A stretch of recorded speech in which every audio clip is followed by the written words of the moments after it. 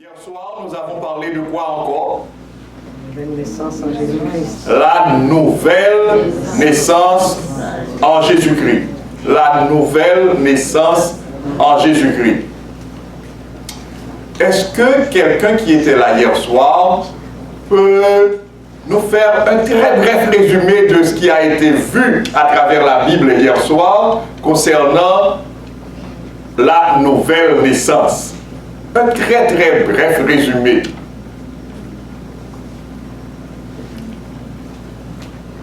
Ok. Je vais poser des questions. Bon, je ne vais pas indexer déjà. D'accord. Et nous avons vu que la nouvelle naissance est quelque chose de facultatif pour ceux-là qui veulent voir le royaume de Dieu, qui veulent entrer dans le royaume de Dieu. Vrai ou faux? Faux. C'est faux. Pourquoi est-ce que vous avez dit faux? Parce que Jésus a fait serment. Ah, Jésus a fait serment. Il a sermenté. Combien de fois encore? 2 fois. À 2 reprises. Alors, 2 par 2, ça donne 4. 4. Où est-ce que nous avons trouvé encore ce texte? Jean chapitre 3. Jésus-Christ rencontrait alors Jean-Baptiste, c'est ça? Nicodème. Jésus était en train de rencontrer Nicodème. Ah, il semble que vous avez une mémoire beaucoup plus fidèle que moi. C'est bien ça, félicitations. Donc Jésus était en train de rencontrer Nicodème. C'est Nicodème qui était venu voir Jésus de nuit, n'est-ce pas vrai? Et Nicodème voulait avoir un entretien avec Jésus. Il voulait s'entretenir avec Jésus. Mais quand nous lisons le texte, tandis que Nicodème commence avec, je dirais, les notions d'usage, félicitations, voyez ça. Mais Jésus-Christ, lui, il a fait quelque chose. Il est allé droit au but. C'est comme s'il voulait dire à Nicodème, Nicodème, tu as un besoin, je le connais. Toi, peut-être que tu ne le connais pas. Je connais ton besoin. Allons droit au but, je vais te l'indiquer. En vérité, je te le dis. Si un homme ne naît de nouveau, il ne peut voir le royaume de Dieu. En vérité, en vérité. Et immédiatement, Nicodème a compris, n'est-ce pas vrai? Non. Non. Ah, moi je me trompe trop souvent. Qu'est-ce qui vous fait dire que Nicodème n'a pas compris immédiatement? Il a dit, est-ce qu'un homme peut naître? Ah, il a posé une question. Est-ce qu'un homme déjà vieux peut entrer dans le sein de sa mère pour naître à nouveau? Cela veut dire que Nicodème n'avait pas bien compris la leçon de Jésus-Christ. Non. Et alors, qu'est-ce que Jésus lui a dit pour l'aider à mieux comprendre? En vérité, si un homme de naît d'eau et d'esprit, il ne peut entrer dans le royaume de Dieu. Donc, il y a eu alors plus d'explication. Il y a une sorte de progression dans le texte. Ok? Donc, naître de nouveau, ça implique quoi? Ça implique quoi? Selon ce que... Naître d'eau et d'esprit. Naître d'eau et d'esprit. Naître d'eau, cela veut dire quoi? Recevoir le baptême. Le baptême tel que Jésus l'a reçu lui-même. Comment Jésus a-t-il reçu le baptême? Il a été plongé dans l'eau. Il a été plongé dans l'eau. Ce qui veut dire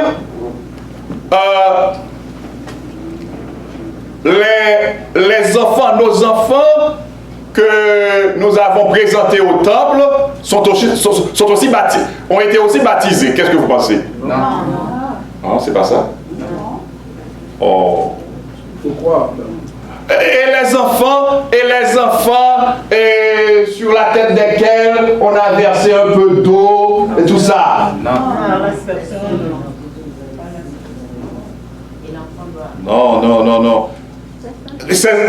Ces enfants-là n'ont pas reçu le baptême? Non.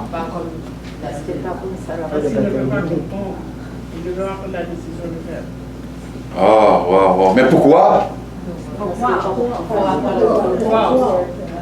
Pardon? Le baptême n'est pas conforme si l'enfant ne peut pas croire. Non, vous me dites que l'on doit croire avant de se faire baptiser? Oui. Il faut croire. La personne doit pouvoir croire. C'est-à-dire quelqu'un qui ne peut pas croire ne peut pas recevoir le baptême. C'est ce que vous voulez me dire? Non. Prouvez-le-moi dans la Bible.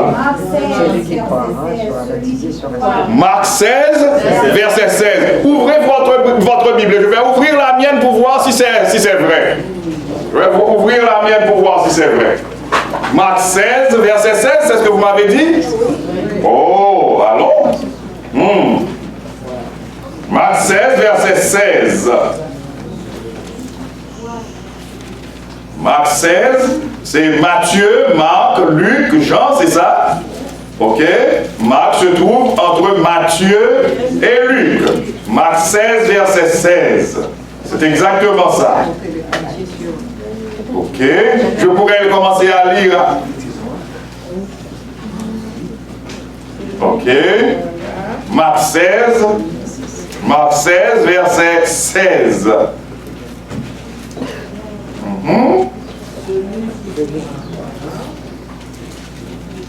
Je pourrais commencer à partir du verset 15, qu'est-ce que vous pensez? Oui. Ok. Puis il leur dit, allez par tout le monde et prêchez la bonne nouvelle à toute la création. Prêchez la bonne nouvelle aux Haïtiens seulement. Prêchez la bonne nouvelle aux Américains seulement. Prêchez, le texte dit, prêchez la bonne nouvelle à toute la création. C'est-à-dire, la bonne nouvelle doit être proclamée à tout le monde, au monde entier. Alléluia. Car Dieu a tant aimé le monde. Oh, êtes-vous? Dieu a tant aimé le monde qu'il a donné son Fils unique afin que quiconque croit en lui ne périsse point, mais qu'il ait la vie éternelle. Amen. Alors le verset 16. Celui qui croira et qui sera baptisé sera sauvé, mais celui qui ne croira pas sera condamné. Oh, vous avez eu raison. Donc c'est celui ou celle qui croit qui peut recevoir le baptême. Donc un enfant, un handicapé mental, quelqu'un qui n'a pas la capacité de croire, ne peut pas recevoir le baptême. Ça, c'est la Bible qui le dit. Et puisque la Bible le dit, moi je le crois.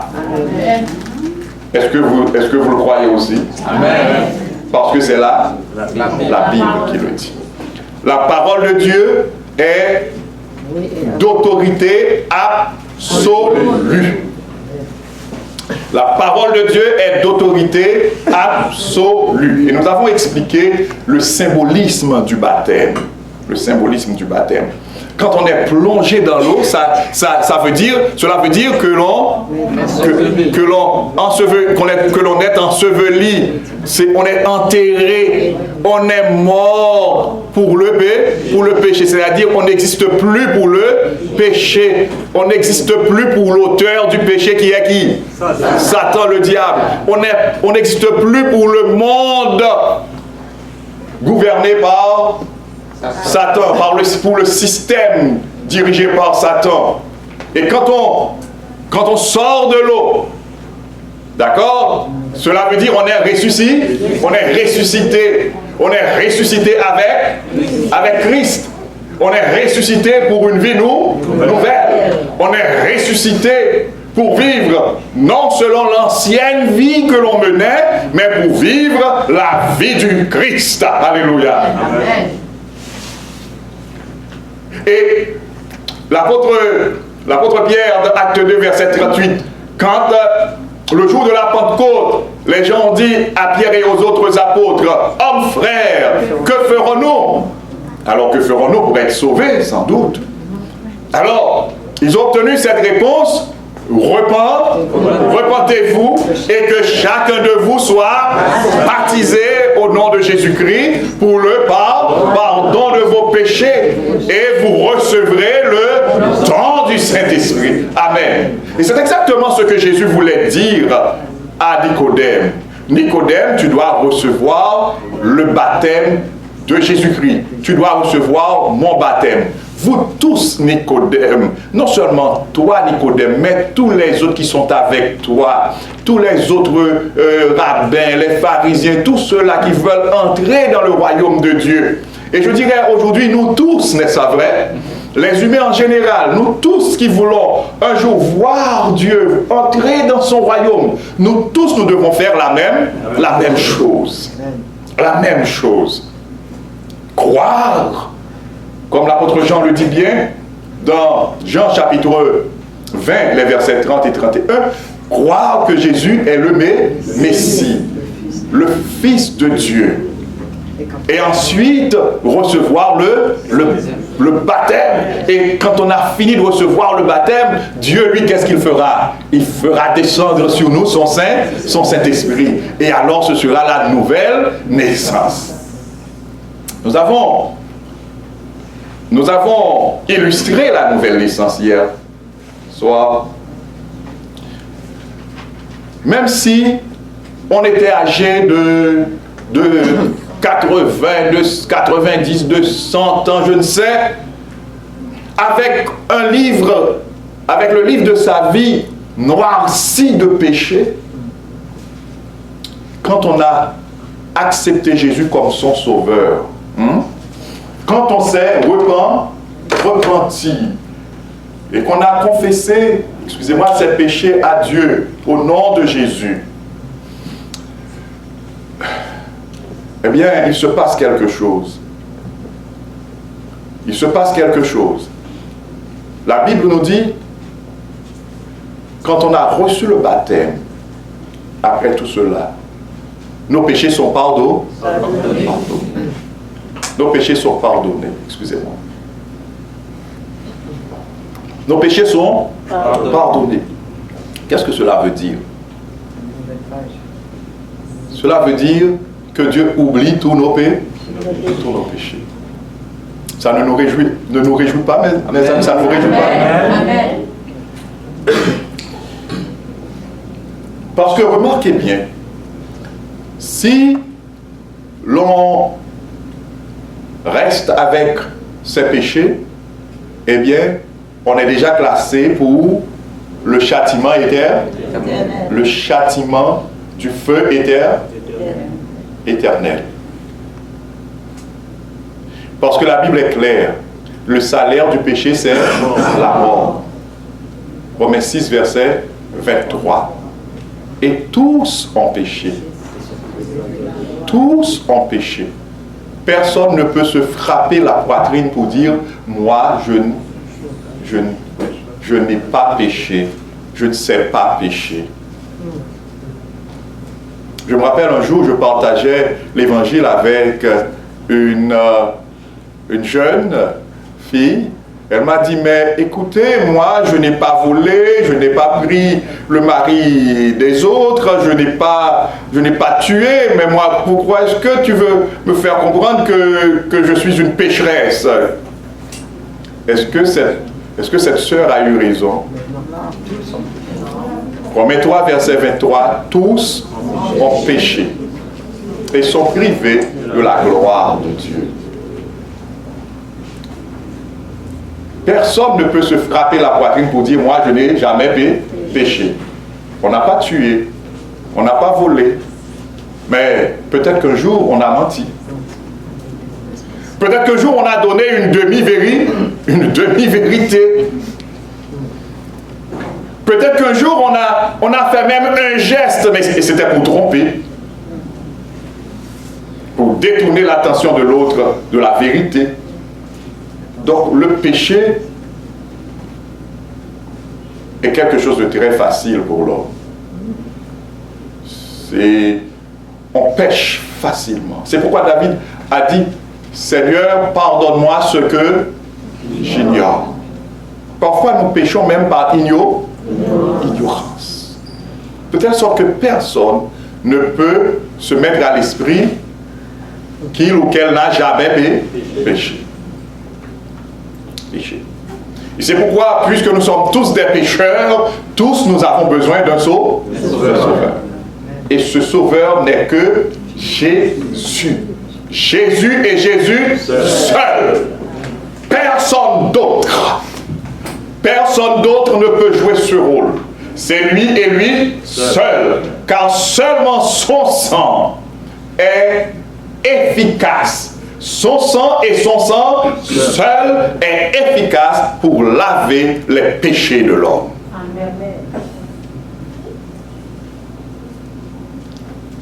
On raconte l'histoire d'un homme qui était malade, était hospitalisé et malheureusement, là où il était, les gens n'étaient pas tout à fait chrétiens.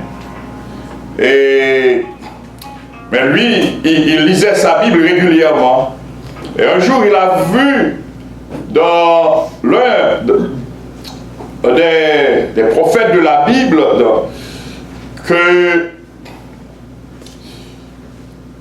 Dieu,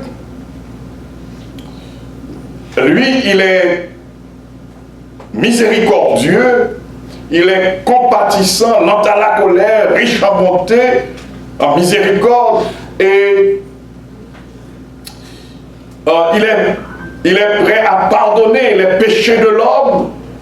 Et quand il pardonne les péchés de l'homme, il les jette dans les profondeurs de la mer. Cet homme était un peu plus content de lire ce texte, de relire ce texte-là. Et il s'est exclamé, gloire à Dieu, merci Seigneur. Mais où est-ce qu'il était, s'il vous plaît? Je vous ai dit où est-ce qu'il était. Dans un milieu hospitalier. Oh, les professionnels de la santé sont venus là pour lui dire, mais monsieur, qu'est-ce qui se passe? Qu'est-ce qui ne va pas? Est-ce que vous avez oublié où est-ce que vous êtes? Est-ce que vous avez oublié où vous êtes là?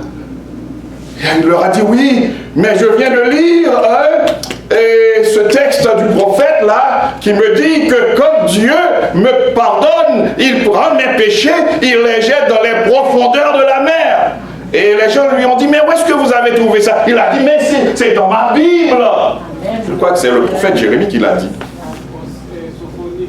Ok? Il a dit, bon. Et on lui a dit, ok, bon, ok.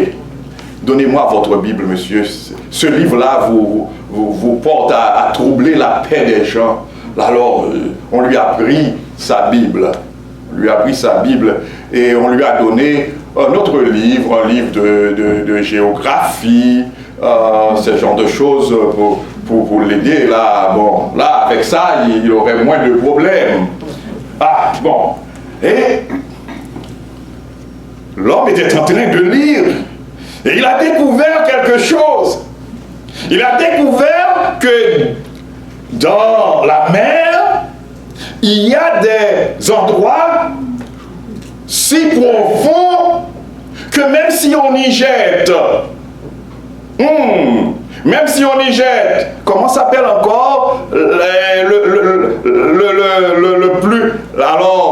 la montagne la plus haute encore du monde? Le mont Everest. Et il a découvert que même si, alors le mont Everest, je crois, mesure environ 8800 mètres. Alors, il a découvert que si, même si on y jette le mont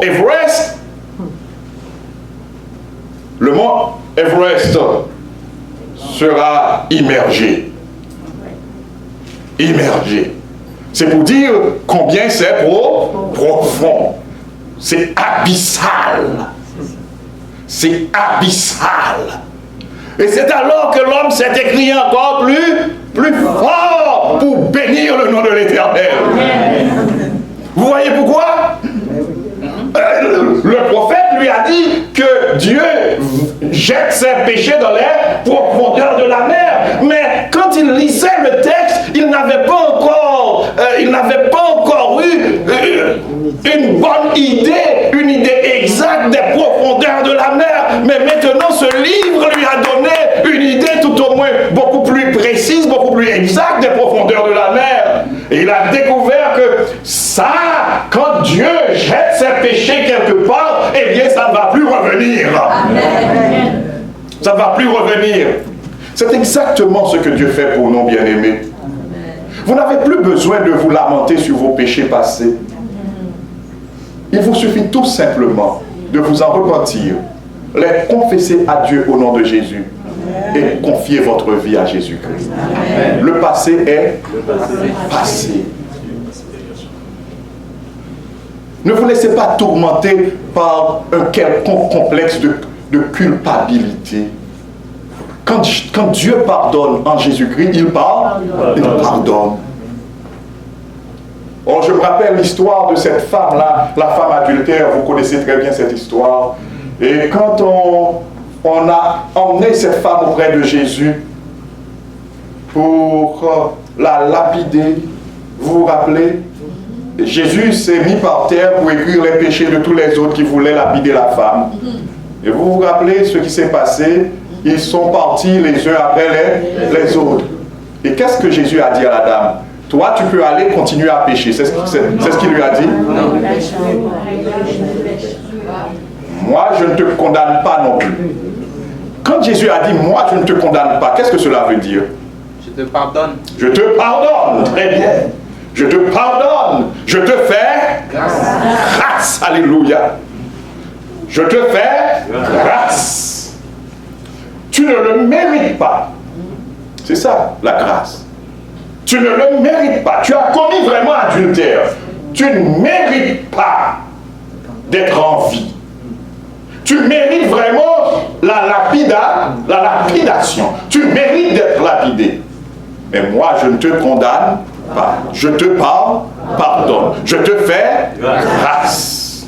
Alléluia. Je te fais grâce. Mais va et ne pêche plus. C'est ce que Jésus est en train de me dire ce soir. C'est ce que Jésus est en train de dire à chacun de nous ce soir. Jésus est en train de dire à chacun de nous, écoute, je suis prêt à pardonner tes péchés. Crois en moi. Accepte le sacrifice que j'ai fait sur le bois du calvaire. Je l'ai fait pour toi. Ce sang que j'ai versé sur le bois du calvaire, c'est pour toi que je l'ai versé.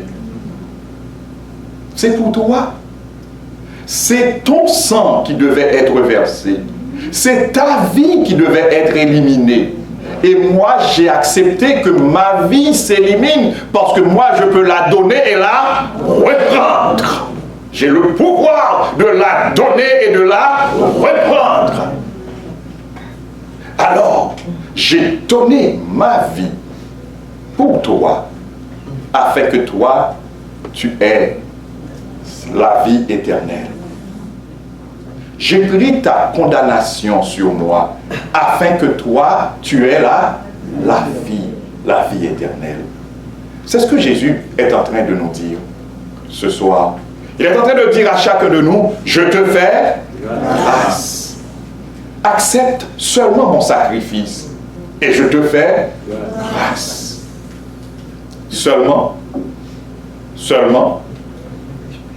ne pêche plus.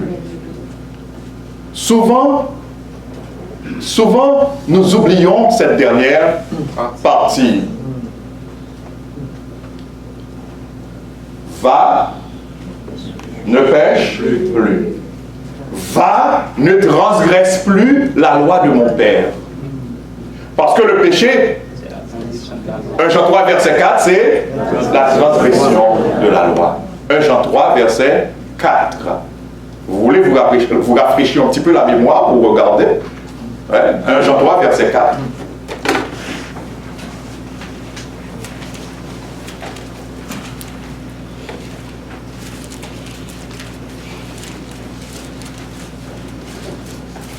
« 1 Jean 3, verset 4. 1 Pierre, 2 Pierre, 1 Jean 3, verset 4. Est-ce que tout le monde l'a trouvé? Et attendons que tout le monde ait trouvé d'abord. Merci. Est-ce que tout le monde a trouvé?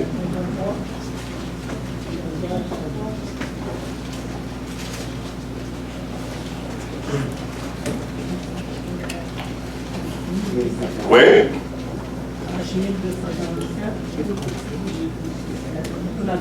Merci, nous lisons, n'est-ce pas vrai? Tout le monde a trouvé. Quiconque pêche transgresse la loi. Et le péché est la transgression de la loi. Mardi, Dieu voulant, nous aurons un spécial. Jésus, Paul et la loi. Un spécial. Mardi, demain, lundi, on chaud. Mardi, un spécial, Jésus, Paul et la loi. Bien. Quiconque pêche transgresse la loi. Et le péché est la transgression de la loi. Donc, si nous voulons remplacer le verbe pécher par sa définition ici, dans va ne pêche plus, qu'est-ce que nous allons dire? Va et ne transgresse plus la loi. Ce n'est pas ça? Va ne pêche plus, nous remplaçons le verbe pécher par sa définition biblique. Va ne transgresse plus la loi. Et à tous ceux que Dieu pardonne, en Jésus-Christ, il dit la même chose. Va ne pêche plus. Va, ne transgresse plus la loi de mon Père. Je suis très heureux de vous annoncer que samedi, à 3 heures, on aura une cérémonie de baptême. Pour tous ceux-là qui veulent faire l'expérience de la nouvelle naissance. En Jésus-Christ. Amen. À quelle heure? À 3 heures. Nous aurons une cérémonie de baptême spéciale. Et si vous avez d'autres amis que vous connaissez et qui voudraient bien faire cette expérience, l'expérience de la nouvelle naissance en Jésus-Christ, invitez-les s'il vous plaît, invitez-les, ce sera spécial, parce que remarquez bien, Jésus l'a dit à Nicodème, en vérité, je te le dis, si un homme ne naît de nouveau, il ne peut entrer dans le royaume de Dieu. Si un homme ne naît d'eau et d'esprit, il ne peut entrer dans le royaume de Dieu. Donc, le baptême biblique est indispensable. Indispensable. Indispensable.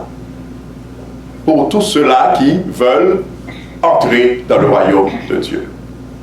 Tous ceux-là qui veulent voir Dieu face à face un jour. Tout cela. C'est important. Alors, je veux croire que cette révision m'a fait du bien. N'est-ce pas vrai? Et elle vous a fait du bien aussi. C'est toujours bien de faire une petite révision. De faire une petite révision. Ce soir, ne vous en faites pas, je ne vais pas vous regarder, je ne vais pas vous garder au-delà de l'heure. Ne vous en faites pas. Ne vous en faites pas. Ce soir, je vais attirer votre attention sur un élément extraordinairement important. Et notre entretien sera un peu bref, relativement bref. Et le titre c'est, vous voulez lire avec moi s'il vous plaît? Vivre selon la chair ou vivre selon l'esprit? Vivre selon la chair ou vivre selon l'esprit? vous avez pris la décision, la très bonne décision de faire l'expérience de la nouvelle naissance. C'est très bien. C'est très bien. Mais il y a une question que plus d'un se pose souvent, et surtout en rapport avec le péché qui est bien défini dans la Bible comme la transgression de la loi de Dieu.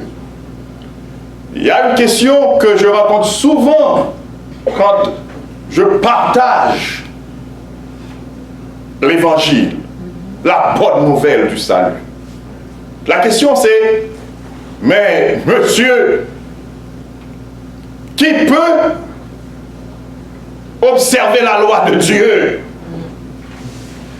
Qui peut garder les commandements de Dieu?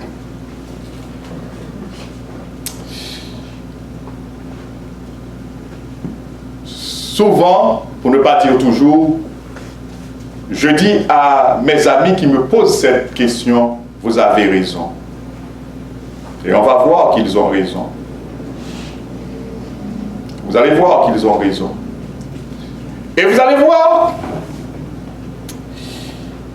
si nous nous arrêtons seulement au texte des 10 commandements, plus ou moins on pourrait dire, ah là, bon, ça on peut tout au moins essayer.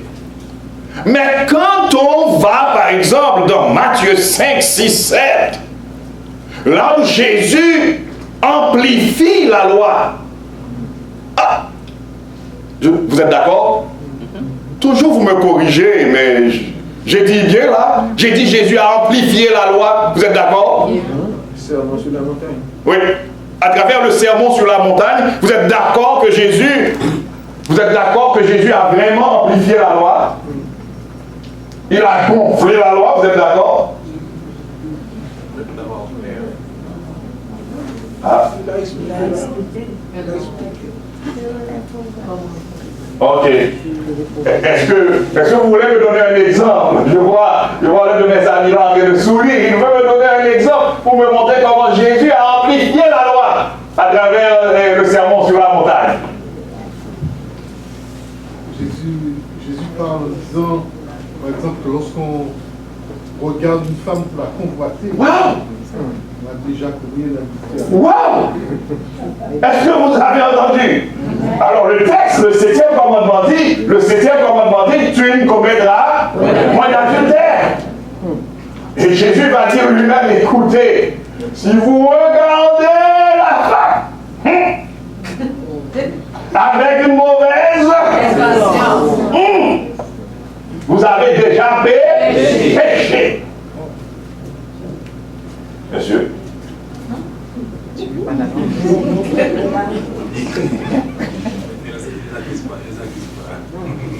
Non, mais c'est terrible ça.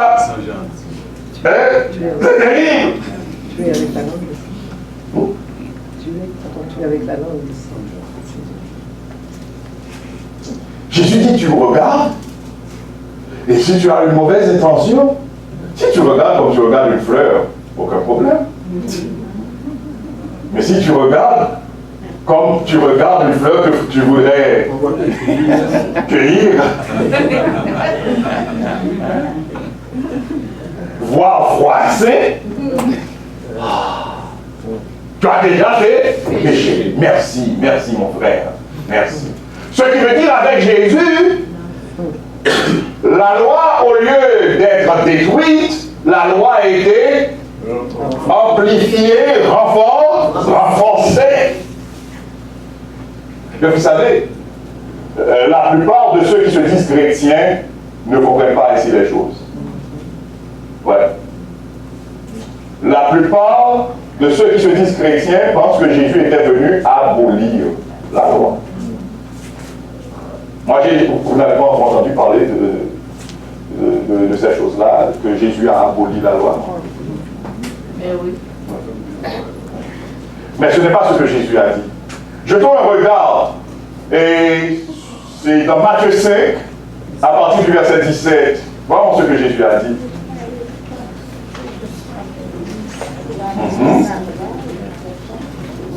Matthieu 5, à partir du verset 17. Qu'est-ce qu'il y a dit?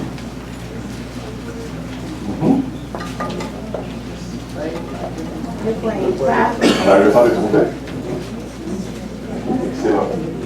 Matthieu 5, à partir du verset 17. Ne croyez pas que je sois venu pour abolir la loi ou les prophètes, mais je suis venu, Matthieu 5, à partir du verset 17, mais pour accomplir. Le terme grec qui traduit ici accomplir, c'est pour dire achever, parachever, rendre complet, compléter. Alors, où est-ce que Jésus a complété la loi? Les pharisiens, ils connaissaient la lettre de la loi. Pour ceux qui sont habitués avec le langage juridique, il y a la lettre, il y a l'esprit de la loi. Les pharisiens étaient habitués avec la lettre de la loi. Et pour eux, ils péchaient, c'est quand ils, par exemple pour le 7e commandement, c'est quand ils faisaient l'acte. Quelqu'un me soufflait là tout à l'heure et il pensait qu'il tuait aussi, c'est quand il jetait quelqu'un par terre, soit avec une arme blanche ou bien je sais. Mais Jésus a dit, si vous dites une parole blessante à votre prochain, vous l'avez déjà tué. Une parole blessante à votre prochain, vous l'avez tué. Ce qui veut dire, avec Jésus, la loi devient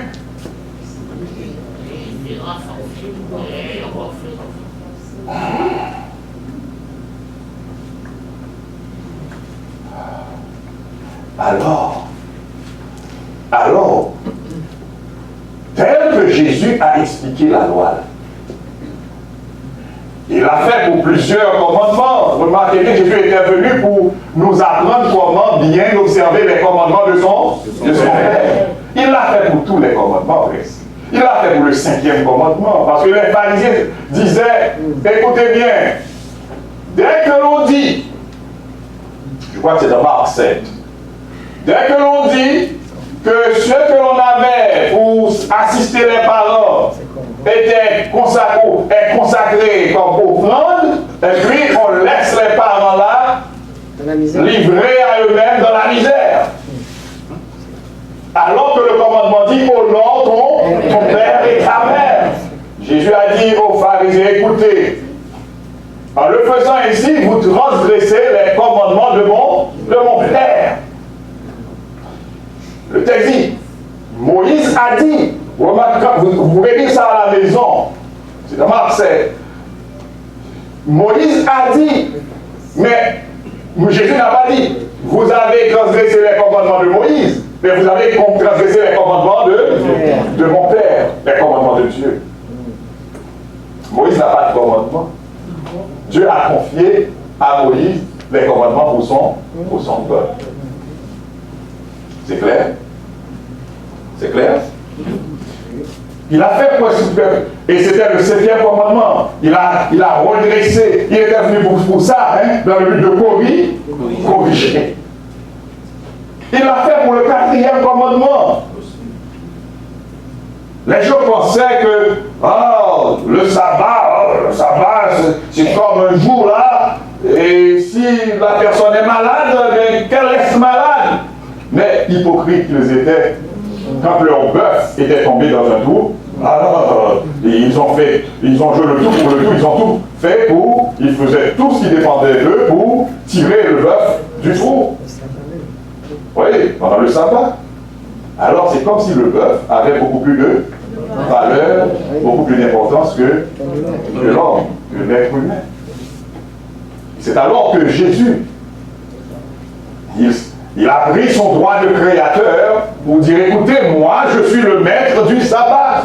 Ah, c'est moi qui ai créé la lumière le premier jour. C'est moi qui ai créé la végétation le 3e jour. C'est moi qui ai créé les oiseaux, les poissons le 5e jour, les gros animaux le 7e jour. C'est moi qui ai créé l'homme aussi. Et c'est moi qui ai créé le sabbat le 7e jour. Amen. Amen. C'est à moi de vous dire comment observer le sabbat.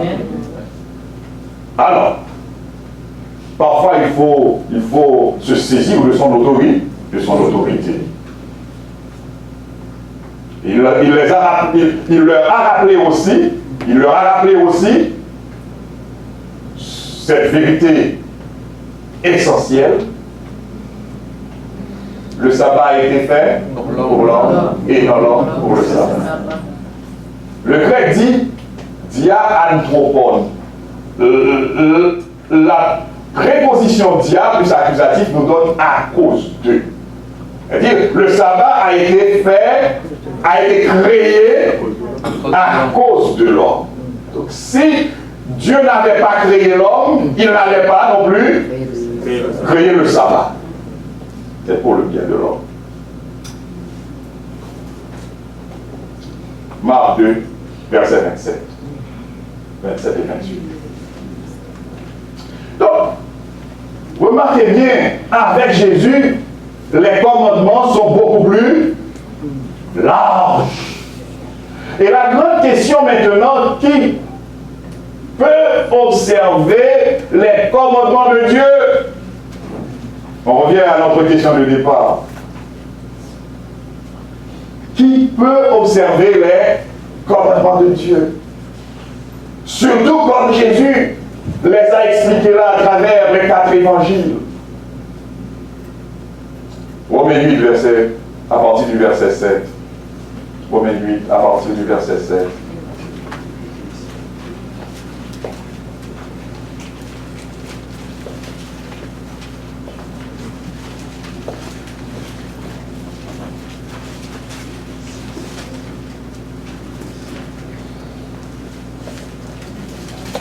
Qu'est-ce que nous lisons, s'il vous plaît? Car l'affection de la chair est inimitié contre Dieu. Parce qu'elle ne se soumet pas à la loi de Dieu. Et qu'elle ne le peut même pas. Waouh! La chair est en opposition à... Soyons ensemble, bien-aimés. La chair est en opposition à l'Éternel. La chair, c'est quoi?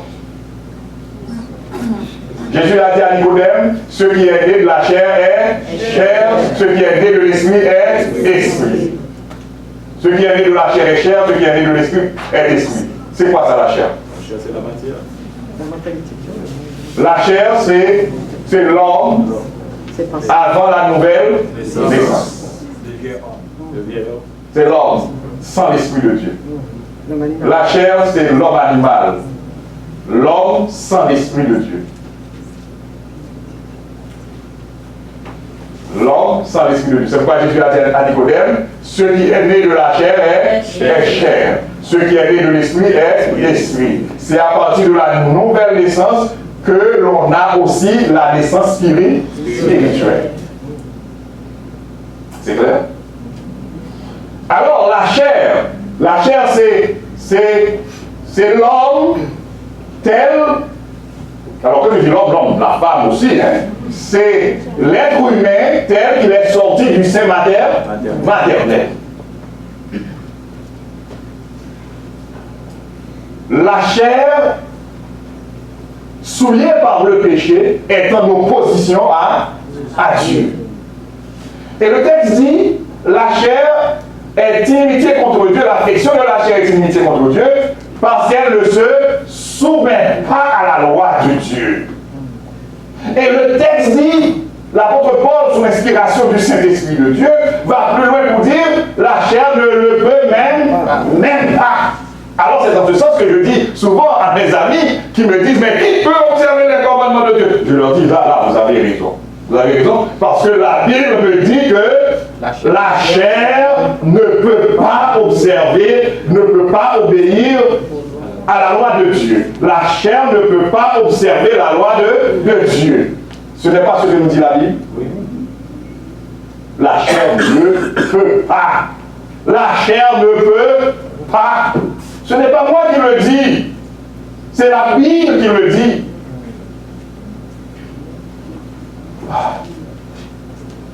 Et qu'est-ce que nous devons faire maintenant? Nous croiser les bras et dire, s'il en est ainsi, eh bien c'est fini. Est-ce que c'est ça? Ah, je vois ma soeur qui se secoue la tête pour me dire non, non, non, non, non, non, non, non. Continuons pour voir s'il n'y a pas un peu d'espoir, s'il n'y a pas au moins une lueur d'espoir. Continuons avec le texte pour voir. Verset 8. Or, ceux qui vivent selon la chair ne sauraient plaire à Dieu. Pour vous. Vous ne vivez pas selon la chair, mais selon l'esprit. Oh, arrêtons-nous un instant. Ce qui veut dire, il y a des gens qui vivent selon la chair et des gens qui vivent selon l'esprit. Donc il y a deux groupes de gens sur la terre. Si je comprends bien là. Est-ce que c'est ça? Est-ce que j'ai bien compris? Exact. Il y a des gens qui vivent selon la chair.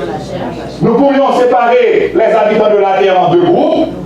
Ceux qui vivent selon la chair et ceux qui vivent selon l'esprit. Alors continuons pour voir comment reconnaître ceux qui vivent. Bon, nous n'allons pas nous ériger en juge pour aller dire, ah maintenant toi tu vis selon la chair, toi tu vis selon... Bon, alors, continuons pour voir. Alors chacun pourra se dire, est-ce que je vis selon la chair ou est-ce que je vis selon l'esprit? Alors, parce que ça c'est personnel. Continuons pour voir. Si du moins l'Esprit de Dieu habite en vous. Ok. Ça, je comprends bien maintenant, je commence à comprendre. À quelles conditions va-t-on pouvoir vivre selon l'Esprit? Si l'Esprit de Dieu habite en nous. Alléluia. Ah, je commence à me réjouir. Parce qu'il y a de l'espoir, ma soeur. Ah non, il y a de l'espoir. Parce que quand tout à l'heure j'ai vu que la chair est en opposition avec Dieu, parce qu'elle ne se soumet pas à la loi de Dieu et qu'elle ne le peut même pas, ah non, c'est triste. Mais maintenant, je commence à avoir un peu d'espoir.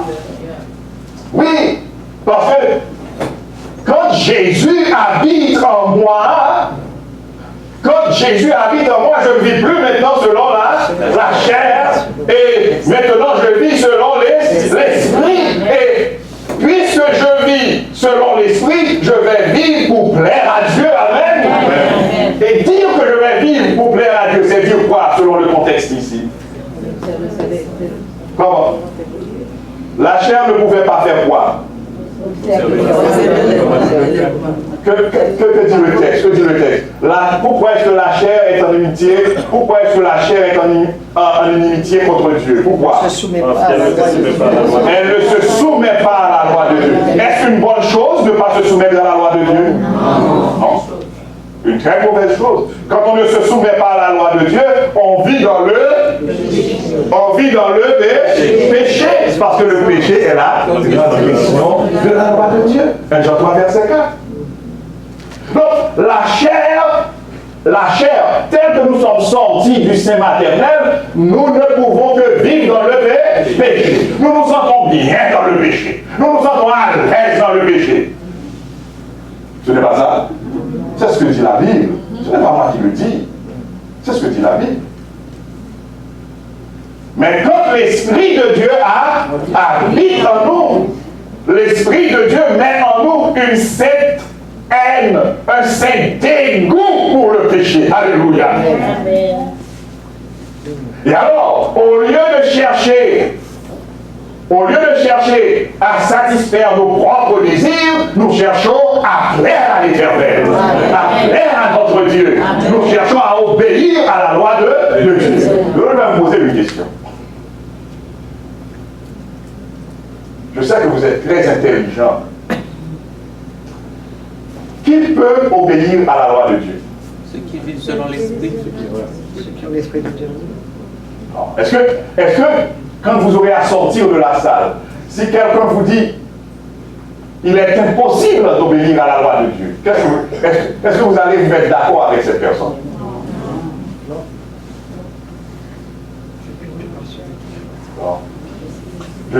Il semble qu'on n'a pas une seule et même réponse.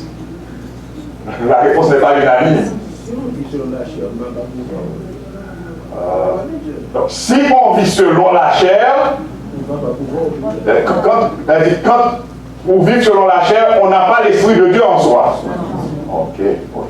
Si on n'a pas l'Esprit de Dieu en soi, on ne peut pas plaire à Dieu, on ne peut pas obéir à la loi de Dieu. Maintenant, laissez-moi poser la question sous une autre forme. Quelle est la seule condition qui puisse permettre à l'homme vraiment d'obéir à la loi de Dieu? Il faut que l'homme ait le Saint-Esprit de Dieu en lui.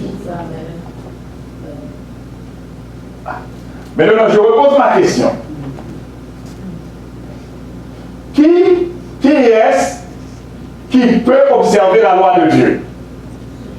Ceux qui ont l'Esprit de Dieu. Ceux qui ont l'Esprit de Dieu, ceux qui sont habités par l'Esprit de Dieu, ceux en qui l'Esprit de Dieu demeure. Amen.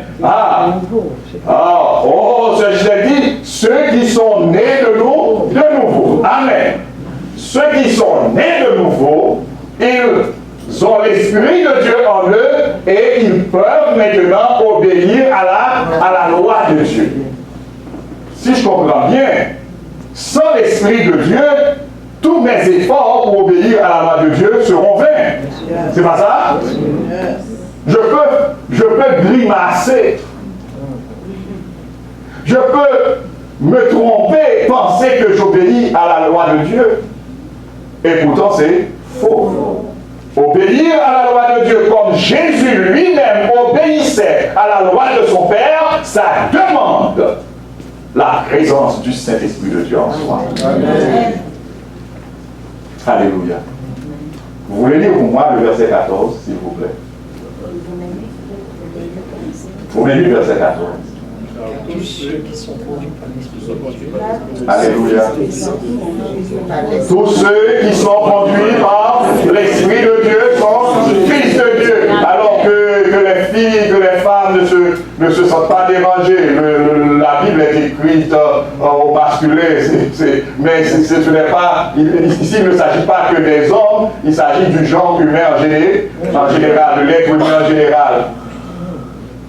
Tous ceux et toutes celles qui sont conduits par l'Esprit de Dieu sont fils et filles de Dieu. Alléluia. Amen. Alléluia. Alléluia. Tous ceux qui sont conduits par l'Esprit de Dieu sont fils et filles de Dieu. Amen. Amen. Et ceux qui sont conduits par l'Esprit de Dieu, ils ne vivent plus selon la chair, ils vivent selon l'Esprit de Dieu. Amen. Amen. Et si maintenant quelqu'un me dit, écoutez monsieur, vous me parlez de l'obéissance à la loi de Dieu, mais qui peut observer la loi de Dieu? Qu'est-ce que je devrais répondre à la personne? Ceux qui sont conduits par l'Esprit de Dieu. Celui ou celle en qui demeure l'Esprit de Dieu peut obéir à la loi de Dieu. Si la personne me dit, mon cher, personne ne peut obéir à la loi de Dieu, qu'est-ce que je dois lui répondre? C'est faux. C'est faux. Mais moi, je pourrais dire aussi, je suis d'accord avec vous si la personne vit encore selon la chair. Tous ceux qui vivent encore selon la chair, tous ceux qui ne sont pas habités par l'Esprit de Dieu, ils ne peuvent pas obéir à la loi de Dieu. Parce que la Bible dit que pour plaire à Dieu, il faut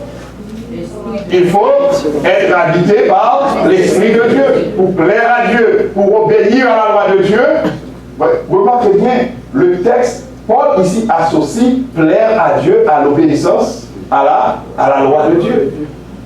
Donc pour plaire à Dieu, pour obéir à la loi de Dieu, il faut être habité par le Saint-Esprit de Dieu. Bien-aimés,